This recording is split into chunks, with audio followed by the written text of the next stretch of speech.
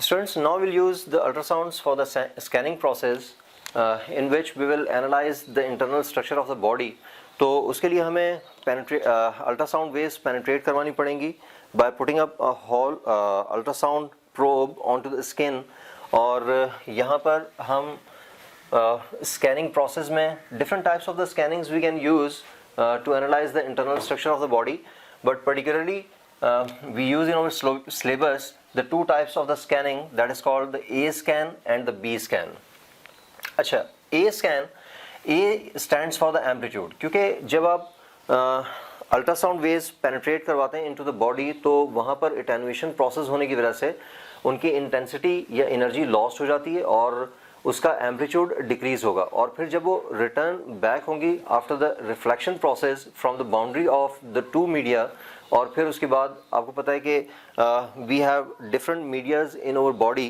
तो जिस तरह से ये स्किन है that is also called the soft tissue, फिर उसके बाद फैट होगी, फिर उसके बाद मसल्स होंगे जो कनेक्ट करते हैं बोन और फैट को, और फिर उसके बाद बोन और उन मसल्स की बाउंड्री होगी, और फिर उसके बाद बोन का अदर साइड होगा, मतलब उसकी सेकंड बाउंड्री, और फिर वहाँ से भी रिफ्लेक्शन होगा.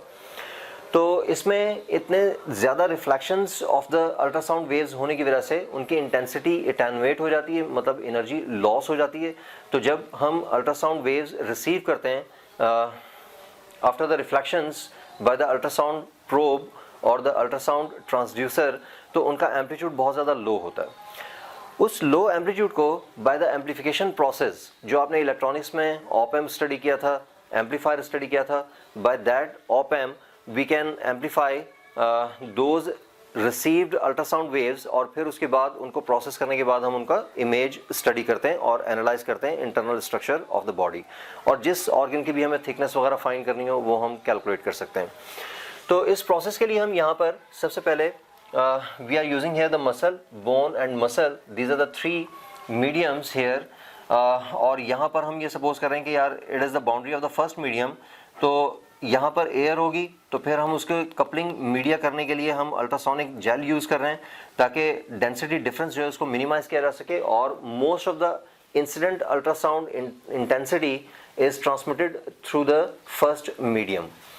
अच्छा, अब यहाँ पर ये अल्ट्रासाउंड ट्रांसड्यूसर हमने पुट अप कर दिया जेल यूज़ करने के बाद. तो यहाँ से जैसे हम एक अल्ट्रासोनिक पल्स ट्रांसमिट करेंगे ऑन टू द बॉडी, तो वहाँ पर maximum amount of ultrasound waves transmit होगा इनटू द फर्स्ट मीडियम, और फिर उसके बाद ये हमारी आ गई फर्स्ट मीडियम की बाउंड्री, और मतलब फर्स्ट मीडियम और सेकंड मीडियम के बिटवीन बाउंड्री आ गई.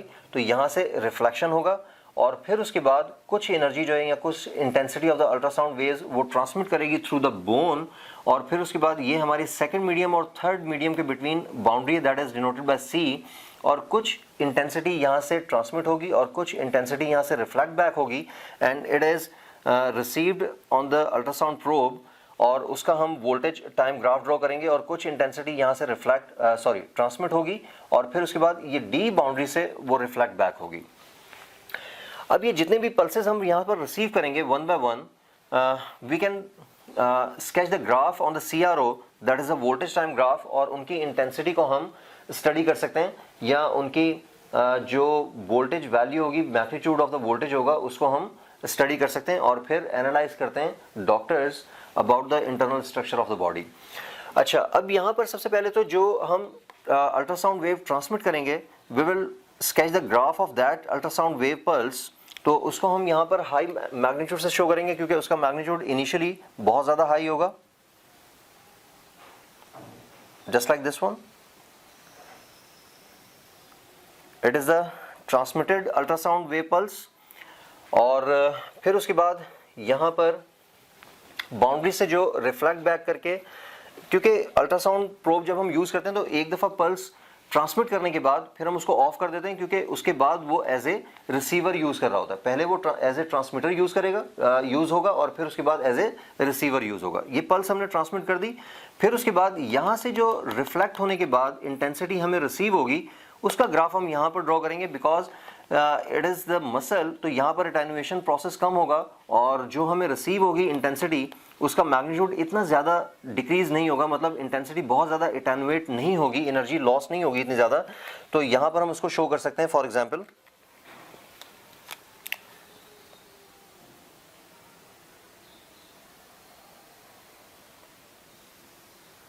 by this wave pulse which is received on the receiver और अल्ट्रासाउंड प्रोब। और फिर उसके बाद यहाँ से जो थर्ड बाउंड्री है हमारी, that is a boundary between the bone and the muscle, that is denoted by C. यहाँ से जो वेव पल्स रिफ्लेक्ट बैक करके हमारे पास अल्ट्रासाउंड प्रोब पे रिसीव होगा, उसका मैग्नीट्यूड और ज़्यादा डिक्रीज हो जाएगा because the bone has a very high density. तो यहाँ पर एटेन्युएशन प्रोसेस भी बहुत ज़्यादा हाई होगा। तो इस वजह से इसका जो मैग्नीट्यूड है that is pulse reflected back from the bone and the muscle boundary, that is the boundary C, उसका मैग्नीट्यूड बहुत ज़्यादा लो होगा। और फिर उसके बाद कुछ इंटेंसिटी यहाँ से जो ट्रांसमिट हुई थी that will be reflected back towards the ultrasound probe और the ultrasound transducer which is used as a receiver. तो D से जो पल्स रिसीव हुआ है उसका एम्पलीट्यूड और ज़्यादा डिक्रीज होगा क्योंकि it has covered a very large distance for the अपगोइंग and for the reflect back travelling.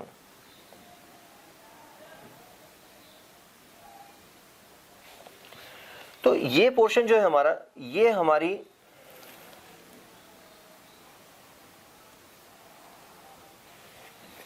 Reflected pulses हैं और received pulses from different media boundaries, और ये हमारी ट्रांसमिटेड पल्स है। ये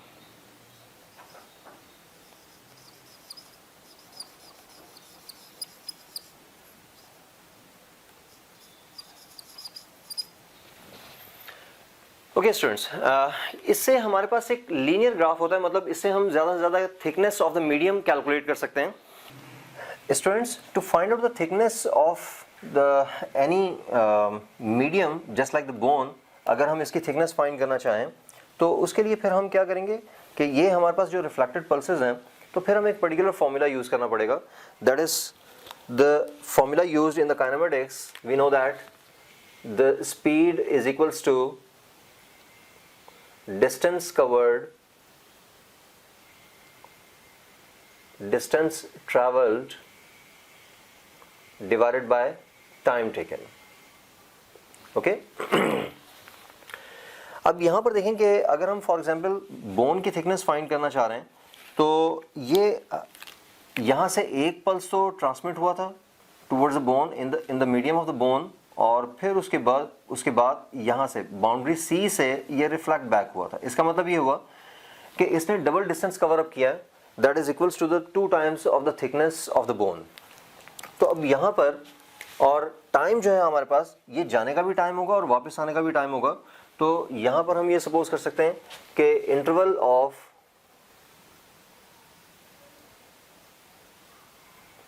time that is equals to the delta t, and speed of sound or the ultrasound in the medium is denoted by c, and the thickness of bone can be denoted by x।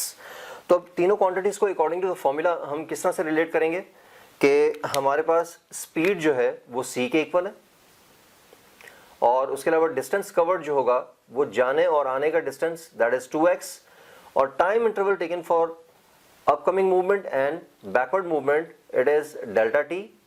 तो अब अगर हम यहाँ पर thickness find करना चाहें bone के लिए, तो थिकनेस ऑफ द बोन